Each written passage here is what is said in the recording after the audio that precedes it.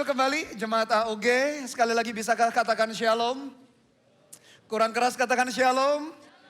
Senang bisa beribadah dengan kalian semua dan Pastor Bernard juga ingin menyapa kalian yang mengikuti ibadah lewat live streaming dimanapun kalian berada. Buka hati karena Tuhan juga mau berbicara, mau melawat kehidupan kalian semua. Karena kita sebetulnya duduk di ruangan VIP yang sama yang namanya Hadirat Tuhan. Hari ini Pastor Bernard akan berkhotbah sekaligus juga mengajar. Judul khotbah Pastor Bernard adalah demikian, 7 ekspresi pujian bagi Tuhan.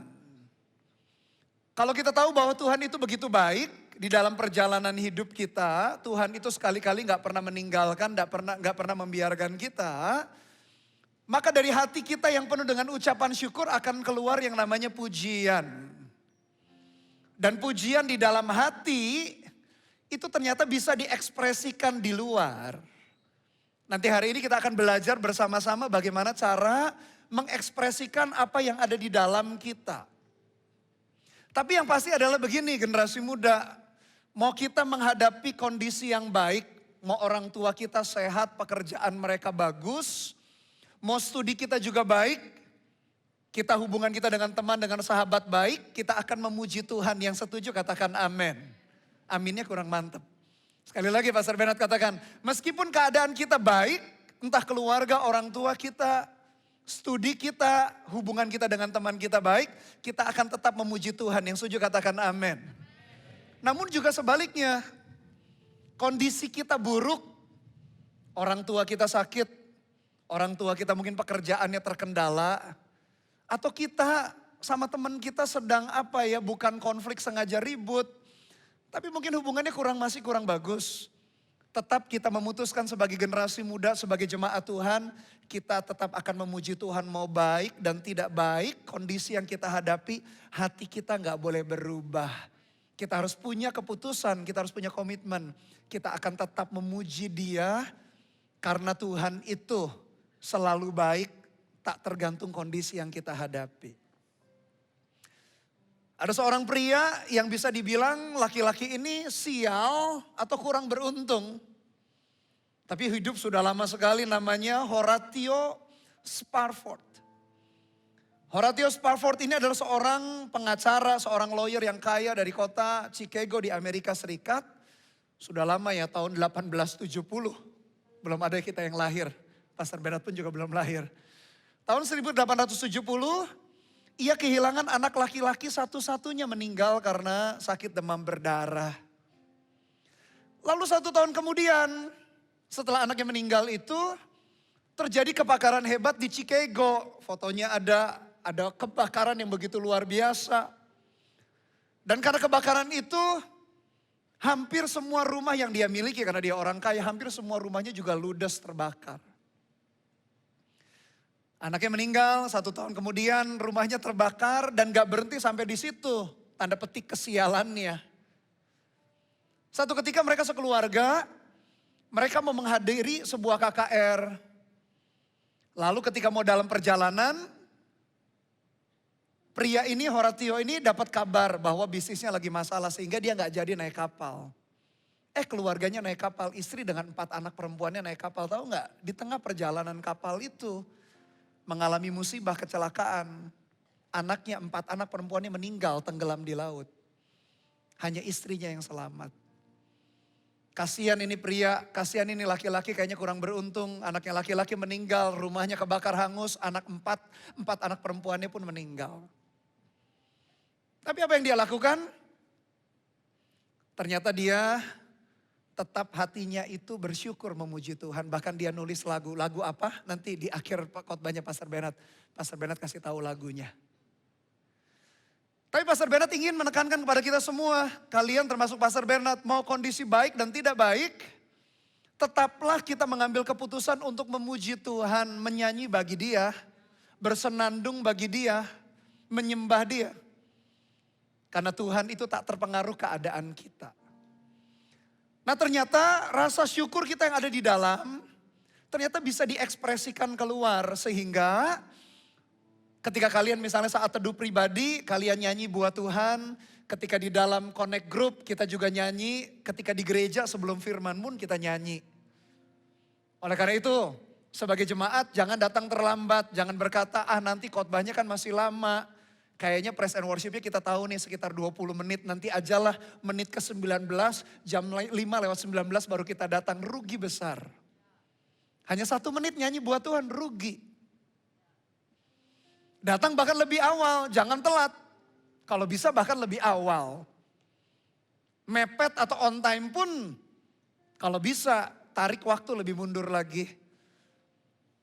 Karena Tuhan mengajar kita ketika kita memuji Dia, nyanyi, bersenandung bagi Dia, itu adalah cinta kita, bukti cinta kita kepada Tuhan. Dan ternyata memuji itu bisa diekspresikan, bisa kelihatan di luar. Pastor Bernard sengaja ngajar gini, supaya jemaat Tuhan yang onsite maupun yang live streaming mengerti nih, kalau nyanyi itu ngapain ya? Kalau nyanyi di gereja terus ngapain? Sibuk sambil lihat handphone? Nyanyi tadi sibuk lihat handphone atau liatin teman kita, kok nangis ya teman kiri kanan kita? Atau sambil nyanyi gigit jari? Atau apa yang kita lakukan ketika kita nyanyi bersama-sama? Nah ternyata di Alkitab kita itu dicatat ketika kita nyanyi. Memang betul harus dari dalam hati kita, pujian kita. Tapi ternyata bisa diekspresikan di luar. Bisa ada tindakannya di luar. Jadi gak bingung kita ketika kita nyanyi, bingung. Ku sembah kau, kitanya gini, ku sembah kau. Apakah melipatkan tangan gini? Atau apa yang kita lakukan? Ternyata Alkitab kita mencatat bagaimana kita mengekspresikan. Nah ternyata di dalam Alkitab kita ada 7 kata yang dipakai di dalam bahasa Ibrani. Jadi hari ini kita belajar bahasa Ibrani ya. Bahasa Inggris biasa, bahasa Mandarin beberapa biasa, bahasa Jawa biasa, maksudnya biasa kalian kuasai. Nah hari ini kita belajar minimal ada 7 kosakata di dalam bahasa Ibrani. Siap belajar bahasa Ibrani? Tapi terlebih bukan bahasa Ibraninya sih, tapi ekspresinya yang kita bisa lakukan. Nah ada 7 kata yang dipakai Alkitab kita untuk menunjukkan bagaimana kita bisa mengekspresikan. Sehingga kalian teman-teman gak bingung ketika kita nyanyi itu ngapain. Kucek-kucek mata kah? Ganggu temennya ketika nyanyi? Ngeliatin kiri kanan, gigit jari kah? Goyang-goyang kaki atau apa ya ketika kita nyanyi itu? Alkitab kita mengajar. Kata yang pertama yang dipakai adalah yadah. Katakan sama-sama yadah. Kurang mantap, katakan yadah. Nah minimal 1 kosakata bahasa Ibrani kita belajar. Yadah itu di dalam konteks memuji atau menyanyi, itu artinya mengangkat tangan untuk bersyukur. Atau mengangkat tangan memohon pertolongan atau belas kasihan. Ternyata ketika kita nyanyi, entah kalian punya saat teduh di rumah, atau di gereja, atau di connect group. Boleh loh angkat tangan, coba angkat tangan, angkat tangan kanannya, coba angkat tangan. Bisa kan angkat tangan? Ternyata ketika kita nyanyi bersama, boleh loh angkat tangan. Pastor Bernard tangan kiri atau tangan kanan? Boleh mau tangan kiri, tangan kanan. Mau 1 tangan, 2 tangan? Boleh dua-duanya. Yang pasti adalah ketika kita tahu bahwa kita itu bersyukur. Bersyukur itu berterima kasih sekali buat Tuhan. Kita itu bisa angkat tangan kita. Tanda kita itu bersyukur. Ku angkat tanganku Yesus, memuji perbuatanmu. Sungguh tiada terukur kasih setiamu. Jadi ketika kita bersyukur, kita tuh bisa angkat tangan. Bukan bingung, ku angkat tanganku Yesus sambil ngotak-ngatik handphone. Atau liatin temennya, ku angkat tanganku Yesus. Ketika kita bersyukur buat kebaikan dan anugerahnya. Cara yang bisa kita lakukan adalah angkat tangan kita. Itu tanda kita itu bersyukur, berterima kasih. Memang betul bukan hanya sekedar pencitraan dari luar. Biar keren saya angkat tangan, bukan buat supaya keren. Tapi kalau di dalam hati itu, di dalam hati kita, di dalam diri kita, kita tahu bahwa Tuhan itu baik. Hari ini kita bisa sekolah, hari ini kita bisa kuliah. Kita masih punya orang tua. Pastor Bernard, tapi orang tuaku sudah meninggal dunia. Masih ada teman, sahabat, keluarga besar. Ketika kita bisa merasakan anugerah dan kebaikan Tuhan. Maka salah satu yang kita bisa lakukan ekspresi kita adalah mengangkat tangan. Tanda kita itu bersyukur, berterima kasih. Bukan bingung liatin kiri kanan kita.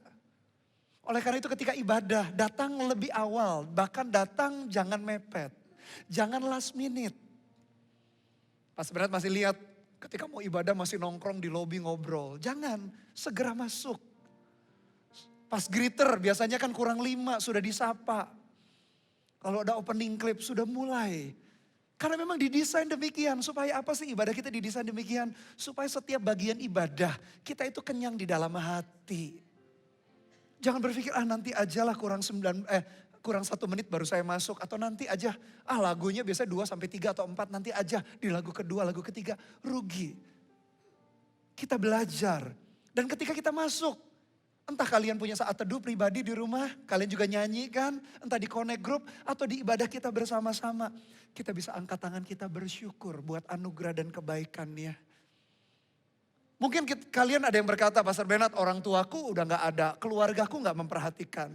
Ada keluarga rohani. Atau minimal nafas yang kita tarik, coba kita hirup nafas bersama-sama. Yang onsite maupun yang di rumah. Coba tarik 1, 2, 3.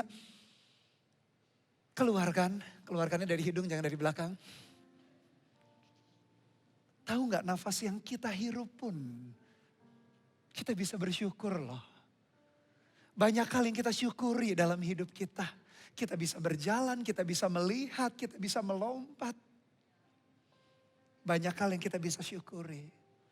Orang kenapa gak bisa bersyukur? Karena selalu melihat apa yang orang lain miliki kita gak punya. Temenku handphonenya lebih baru, temenku punya motor, temenku punya mobil. Datang ke gereja gak kehujanan, gak kepanasan. Kenapa kita gak bersyukur? Karena kita selalu membandingkan yang kita gak punya. Padahal yang kita punya, yang Tuhan beri lewat keluarga di dalam hidup kita jauh lebih banyak. Dan di situ kita bisa bersyukur, kita bisa angkat tanganku Yesus. Memuji perbuatanmu, sungguh tiada terukur. Kasih setiamu dalam naungan sayapmu. Ku mau terus menyembahmu, kasihmu terukir. Di mana? Di lubuk hatiku. Kalau kasih Tuhan terukir di lubuk hati kita, kita akan angkat tangan tanda bersyukur. Tapi yada juga bukan hanya tanda bersyukur saja, tanda kita minta pertolongan Dia. Mari kita lihat dengan cepat Kejadian 29 ayat 35. Kejadian 29 ayat 35, mengandunglah pulalah ia, lalu melahirkan seorang anak laki-laki, maka ia berkata, sekali ini aku akan bersyukur yadah kepada Tuhan. Itulah sebabnya ia menamai anak itu Yehuda, sesudah itu ia tidak melahirkan lagi. Lalu Mazmur 42 ayat yang ke-6. Mazmur 42 ayat yang ke-6, mengapa engkau tertekan hai jiwaku dan gelisah di dalam diriku, berharaplah kepada Allah sebab aku akan bersyukur. Katakan sama-sama bersyukur. Kata yang dipakai adalah yadah. Yang satu ngucap syukur buat kebaikan Tuhan, yang satu minta pertolongan Tuhan. Sama kalau kayak kita di kelas, guru atau dosen kita ngajar lalu kita nggak tahu, biasanya apa yang kita lakukan? Kita panggil dosen, gitu atau gimana? Kalau nggak tahu gimana? Bu, Pak, Mister, Miss, pasti kita angkat tangan kan? Karena kita butuh pertolongan. Kita ada di pesawat, ada di kereta, mungkin di pesawat atau di kereta kedinginan kita butuh selimut, kita angkat tangan kita. Sama juga. Ketika kita angkat tangan, yada itu kita berarti bersyukur. Tapi angkat tangan pun, mungkin hari ini orang tua kalian pekerjaannya sedang bermasalah. Datang ke gereja, kalian angkat tangan, kalian berkata, Tuhan tolong papa mamaku. Mungkin ada orang tuanya yang sakit. Kalian ketika datang ke gereja atau ke CG, bisa angkat tangan, Tuhan tolong sembuhkan orang tuaku. Atau mungkin kalian sendiri punya masalah. Datang ke gereja saat pujian, ngangkat tangan, Tuhan tolong aku. Aku butuh pertolonganmu. Aku butuh kekuatan daripada Tuhan. Jadi ketika kita mengangkat tangan, kata yang pertama yada membuat kita paham. Kita bisa bersyukur, tapi juga itu berarti minta belas kasihan, minta pertolongan Tuhan. Ketika di dalam kehidupan kita, Ada waktu-waktu yang gak mudah, ada waktu-waktu kita ini tertekan. Mazmur, Daud berkata, kenapa engkau gelisah hai jiwaku, kenapa engkau tertekan? Ambil keputusan, aku mau bersyukur kepada Dia, mengangkat tangan untuk minta pertolongan daripada Tuhan. Jadi ketika nanti minggu-minggu berikutnya, puji Tuhan kalau keadaan kalian baik-baik, diberkati, berhasil studinya, orang tuanya sehat, orang tuanya diberkati, puji Tuhan dengan itu. Tapi hidup manusia itu kadang ada masalah dalam hidup kita. Nanti waktu-waktu ke depan entah kapan, atau hari ini kalian menghadapi masalah, atau hatinya gak enak.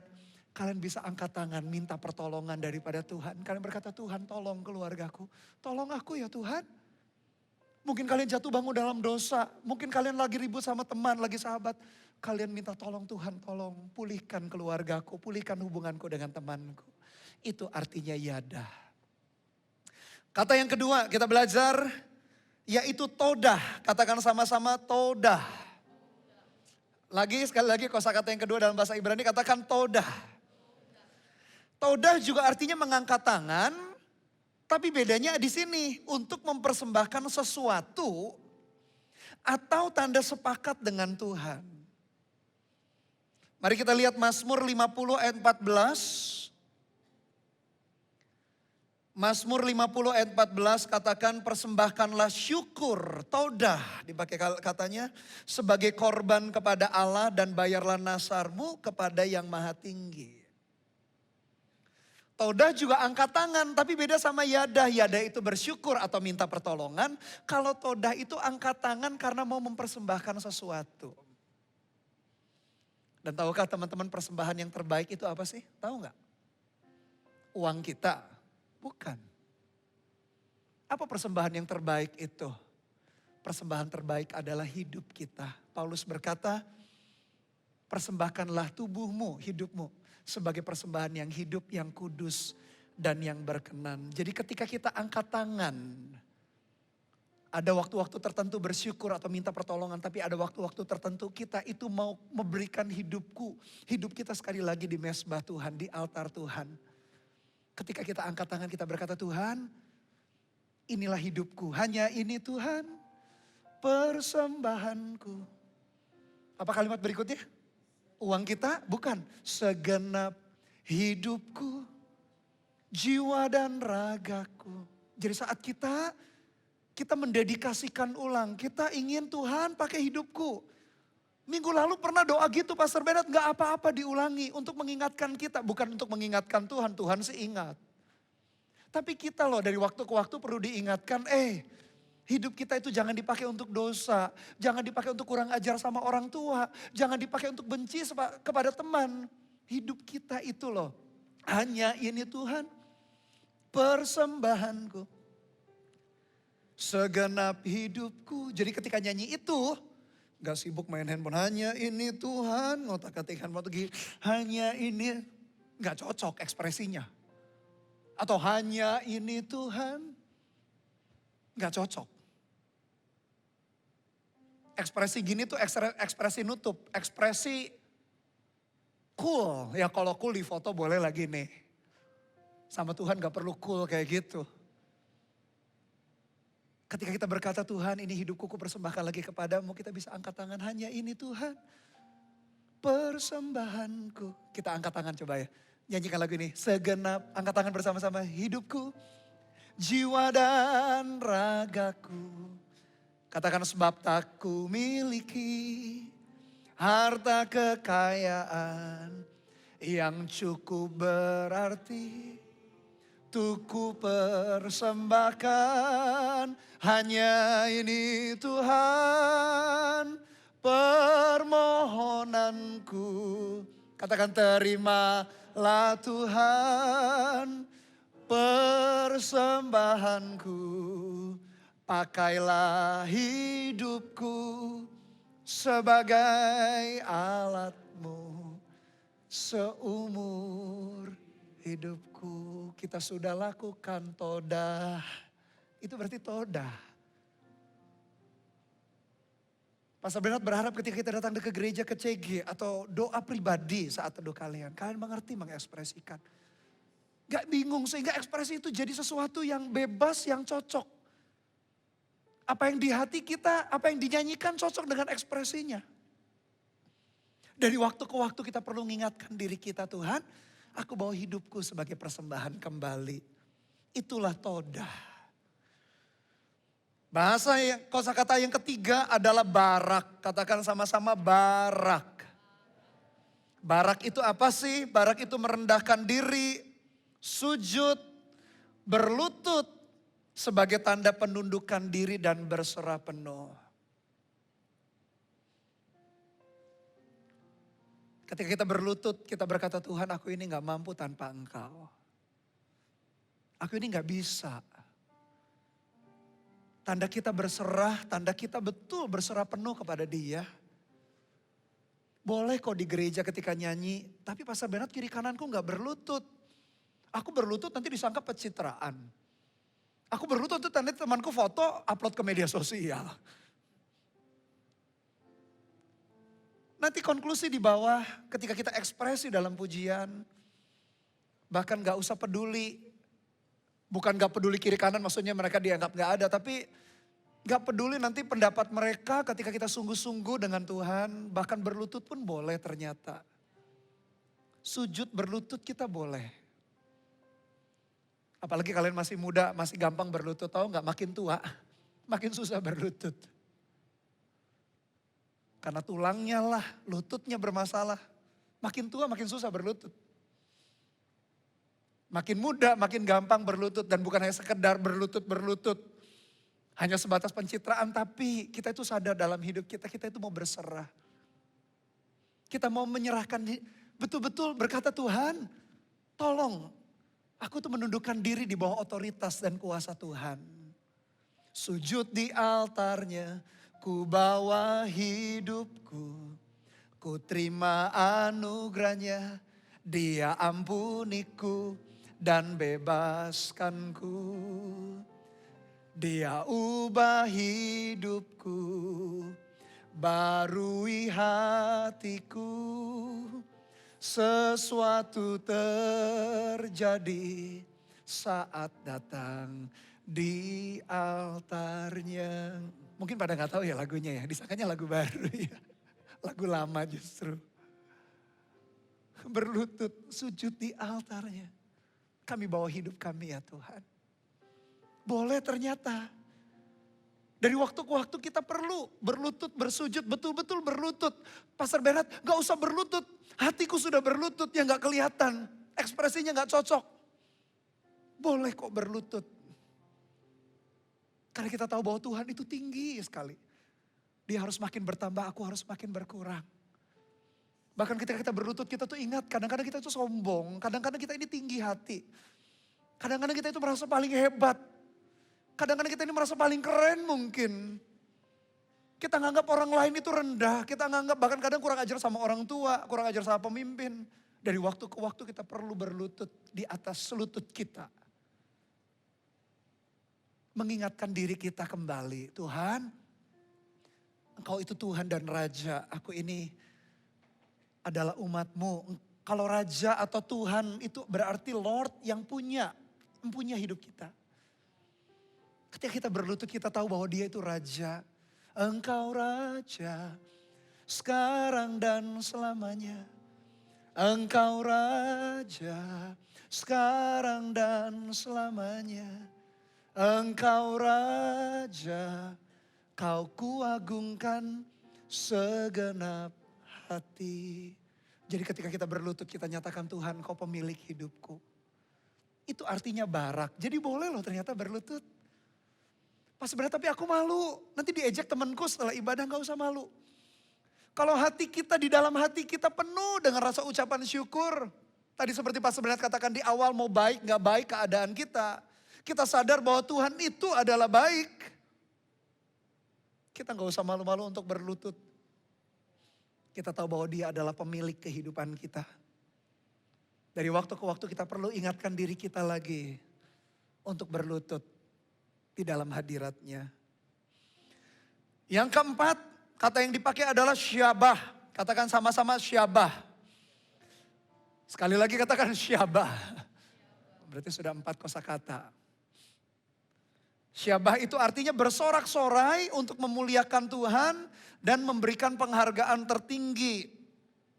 Ekspresinya bisa apa? Bisa tepuk tangan, Mazmur 47 ayat yang kedua. Hai segala bangsa bertepuk tanganlah, elukanlah Allah dengan sorak-sorai. Mazmur 147 ayat 12 dikatakan demikian. Megahkanlah Tuhan, syabah dipakai kata. Hai Yerusalem, pujilah Allahmu, hai Sion. Bersorak-sorai, lalu bertepuk tangan, itu menjadi ekspresi syabah. Ada orang di luar sana gak mengerti, ini gimana sih orang Kristen, habis tepuk tangan teriak-teriak, ribut berisik, setelah itu nangis-nangis. Ada orang pernah yang komen begitu loh. Mereka gak paham saja.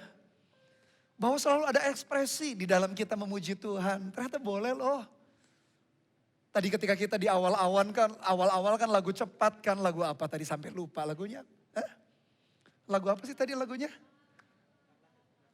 Ya lah pokoknya itu ya. La la la la la la, boleh loh. Terus itu tepuk tangan. Itu bener gak ya tepuk tangan? Ada orang yang berkata itu kayak nepukin burung merpati aja. Oh beda, nepukin burung merpati sama-sama pakai tangan sih. Tapi beda ketika kita tahu artinya, maknanya.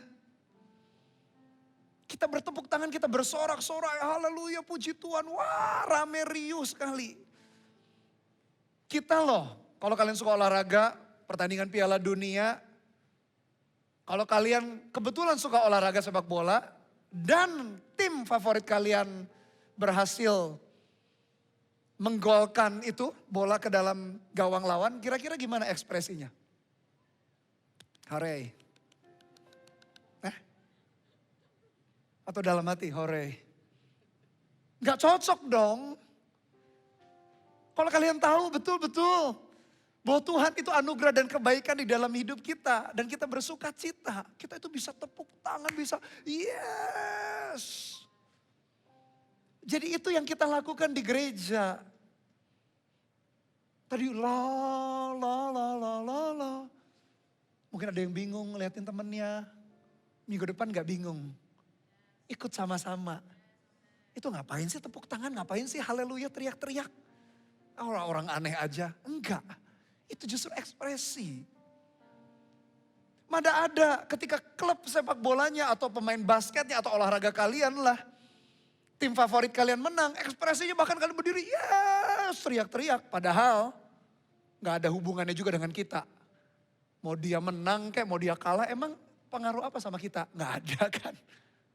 Yang menang ya menang mereka kok, kita cuma ikut-ikut aja kemenangan. Tapi kalau Tuhan bekerja dalam hidup kita, ada sesuatu di dalam kita yang kita gak bisa biarkan pendam.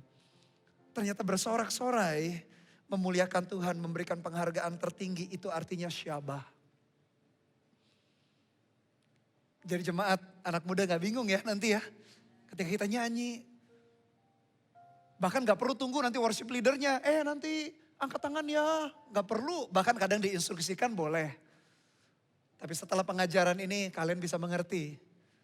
Bisa berlutut, bisa angkat tangan, bisa apa sorak-sorai. Tapi ya nyambung juga lah ya. Jangan sampai lagi apa? Lagi dalam menyembahnya, tiba-tiba ya gak nyambung juga. Ya sesuai dengan konteks lagi ngapain gitu. Meskipun bebas berekspresi tapi ya sesuai dengan konteksnya juga ya. Yang kelima itu adalah halal. Katakan sama-sama halal. Halal itu pujian disertai ungkapan kegembiraan yang luar biasa atau mengapi-apikan diri. Dalam Mazmur 113 ayat yang ketiga, dari terbitnya sampai kepada terbenamnya matahari, terpujilah nama Tuhan. Bahkan ada satu peristiwa, saking senangnya Daud, dia menari-nari, bahkan diejek sama istrinya sendiri. Pastor Bernard baca ya 2 Samuel 6 ayat 14. 2 Samuel 6 ayat 14. Dan Daud menari-nari di hadapan Tuhan dengan sekuat tenaga. Ia berbaju efod dari kain lenan. Jadi nari sekuat tenaga. Karena saking senengnya. Kenapa sih waktu itu Daud menari sekuat tenaga? Karena tabut perjanjian lambang kehadiran Tuhan dipindah di kotanya dia. Dia seneng banget karena dia cinta Tuhan, dia seneng sama Tuhan. Ketika tabut itu datang ke kotanya dia nari-nari. Bahkan nari, padahal dia raja loh, dia nari-nari di depan umum. Dia gak malu, buat Tuhan dia gak malu. Lalu 2 Samuel 6 ayat 20. Ketika Daud pulang untuk memberi salam kepada seisi rumahnya, maka keluarlah Mikal binti Saul mendapatkan Daud, katanya ini istrinya. Betapa orang Israel yang menelanjangi dirinya pada hari ini di depan mata budak-budak perempuan para hambanya. Merasa dirinya terhormat pada hari ini seperti orang hina. Dan tidak malu-malu menelanjangi dirinya, bukan telanjang sungguhan ya. Maksudnya dia itu ekspresi menari buat Tuhan. Tetapi berkatalah Daud kepada Mikal, di hadapan Tuhan yang telah memilih aku dengan menyisihkan ayahmu dan segenap keluarganya untuk menunjuk aku menjadi raja atas umat Tuhan, yakni atas Israel, di hadapan Tuhan aku menari-nari, ayat 22, bahkan aku akan menghinakan diriku lebih daripada itu. Dia gak peduli orang lain ngejek dia, engkau akan memandang aku rendah, tetapi bersama-sama budak-budak perempuan yang kau katakan itu, bersama-sama mereka lah aku mau dihormati. Akibat istrinya mengejek, perhatikan ayat 23, Mikal binti Saul tidak mendapat anak sampai hari matinya. Hati-hati loh kalau kita ngejek teman kita. Ah lu norak loh, ngapain lu nari-nari? Terus lompat-lompat, ngapain lu norak? Hati-hati loh. Mikal istrinya Daud, ngejek Daud. Lu gimana sih suami? Lu kan raja, masa nari-nari kayak gitu? Di depan orang banyak, lu malu-maluin keluarga tau gak? Padahal cuma nari doang. Tapi Daud berkata, karena dia cinta Tuhan, dia cinta hadirat Tuhan. Dalam hadirat Tuhan dia nari, dia tepuk tangan, dia lompat. Dia berkata bahkan aku akan buat yang lebih gila lagi. Aku gak peduli. Karena saking cintanya, saking bersyukurnya dia kepada Tuhan. Oleh karena itu dalam ibadah kita juga ada waktu-waktu kita kan lagu-lagu, ada lagu-lagu cepat yang kita nyanyikan. Lagunya meriah, rame. Kalian boleh loh nari-nari. Kalian boleh loh lompat. Lagunya heboh. Ketukannya upbeat gitu. Loh kamu kok gak nari? Iya, tapi jempolku nari nih. Cuma jempolnya doang ternyata ya. Atau jempol kakiku nari kok Pastor Bernard. Gak cocok juga ekspresinya kalau lagunya rame, upbeat, cepet. Wah kita bersuka cita, bersyukur boleh loh. Kita lompat, kita tepuk tangan, kita bersorak. Boleh ternyata dalam Alkitab kita dicatat demikian. Gak perlu takut orang mencibir kita berkata lu norak lu. Loh kamu aja yang gak tahu. Kalau kalian dapat kado, dapat hadiah, sesuatu yang kalian tunggu lama. Kalian pasti akan ekspresikan dengan, wah thank you ya papa mama. Mungkin dipeluk, cipika-cipiki. Kalau kita dapat misalnya kado dari orang tua. Apalagi kita lihat bahwa Tuhan itu begitu baik dalam hidup kita. Kita gak mungkin tinggal diam. Jadilah jemaat Tuhan, anak muda yang berekspresi. Yang setuju katakan amin, amin. Jangan cool-cool gini aja. Jempolku Pastor Bernard nari. Kurang. Ekspresikan sesuatu boleh lebih daripada itu. Asal jangan ganggu tetangga kita kiri kanan lah ya. Heboh sih heboh tapi ninju sana ninju sini. Ya enggak juga. Tapi boleh kok ternyata. Mengekspresikan itu boleh. Lalu yang keenam, kata yang keenam adalah samar. Katakan sama-sama samar. Ya jangan diulang 2 kali ya. Samar-samar jadi gak jelas ya itu bahasa Indonesia. Samar itu artinya memuji Tuhan dengan musik atau diiringi musik. Makanya teman-teman nih, mumpung kalian masih muda, belajar alat musik, bermain musik. Ketika kalian lakukan itu, kalian bisa yang namanya zamar. Atau kalau gak bisa main musik, diiringin musik tadi, full band, itu juga namanya zamar. Ternyata alat musik, kemampuan kita bermain musik, itu kita bisa persembahkan buat Tuhan. Karena Tuhan juga yang memberikan talenta itu, menciptakan talenta itu. Kalau Tuhan taruh talenta itu dalam hidup kita, kembalikanlah kembali kepada Dia. Kenapa ada drum, kenapa ada keyboard, kenapa ada gitar. Meskipun alat-alat musik kita hari ini mungkin berbeda dengan alat-alat musik zaman Israel dulu di Timur Tengah sana. Tapi poinnya adalah memuji Tuhan bisa dengan alat musik. Jadi kalau hari ini kalian bisa alat musik, pakailah itu untuk memuji Tuhan. Dan kata yang terakhir adalah tehilah. Katakan sama-sama tehilah. Tehilah itu artinya pengagungan dan kekaguman yang mendalam dari hati. Mazmur 34 ayat yang kedua. Aku hendak memuji Tuhan pada segala waktu, puji-pujian atau tehilah kepadanya tetap di dalam mulutku. Tehilah artinya pengagungan, kekaguman. Apa lagu kita itu? Dan pengagungan, betul ya? Sampai di hatimu, Yesus Tuhan dan Rajaku. Kalimat berikutnya, kau lebih megah dari yang termegah. Terimalah sembahku, hanya kau yang ada di mana ya? Oh, di tahta. Itu tehilah ketika kita ngagumi. Kita berdecak kagum, biar pengagungan Tuhan. Aku makin berkurang, kau semakin bertambah.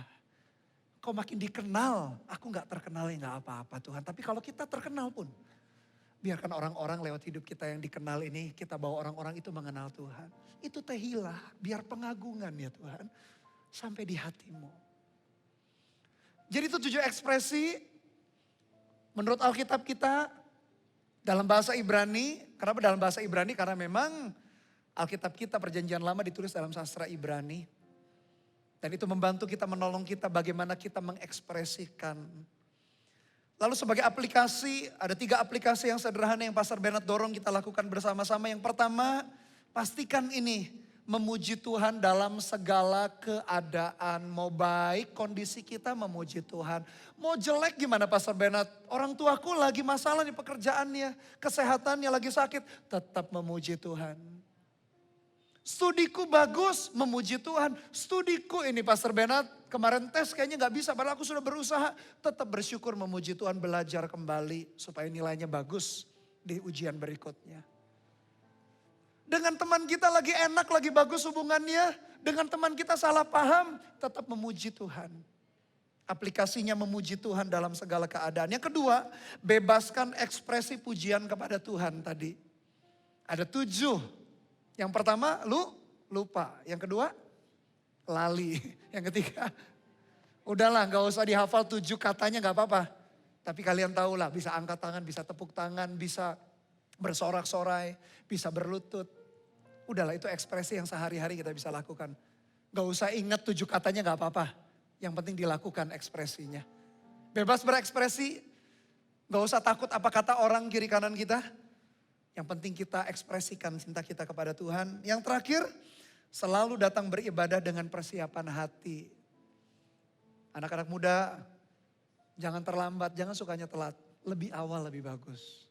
Siapkan hati supaya kita bisa betul-betul gak melewatkan setiap bagian daripada ibadah. Atau di CG juga, atau saat kalian saat teduh. Ada waktu-waktu di mana kita nyanyi bagi Tuhan, kalian bisa mengekspresikan. Dan lanjut tadi cerita dari pria yang sangat sial dan kurang beruntung di awal tadi, Horatio Spafford. Anaknya meninggal, 4 anaknya meninggal juga, rumahnya terbakar habis. Dan dia tulis buah lagu yang sangat terkenal di zaman itu, bahkan sampai hari ini tetap dinyanyikan. Mungkin anak muda kurang familiar. Judulnya adalah It Is Well With My Soul. Kalian bisa baca liriknya. Dia berkata bahwa ketika damai itu bisa datang seperti sungai. Bahkan ketika penderitaan, ketika hal yang tidak baik, seperti ombak yang menggulung mendatangi hidup dia. Apapun yang dihadapi, apapun yang terjadi, Engkau Tuhan telah berkata kepada aku, "Nak, anakku, segala sesuatunya Tuhan itu ada, segala sesuatunya it is well, engkau baik-baik saja. it is well. It is well with my soul. Horatius Spafford dalam kondisi yang tidak mudah. Kehilangan anak, kehilangan rumah. Kalau rumah sih bisa dicari, anak gitu loh. Di tengah-tengah kondisi yang sulit dan sukar. Dia tetap memutuskan untuk memuji Tuhan di dalam hidupnya. Bahkan menulis lirik lagu yang akhirnya mendunia dan memberkati, menguatkan banyak orang. Generasi muda, anak-anak muda.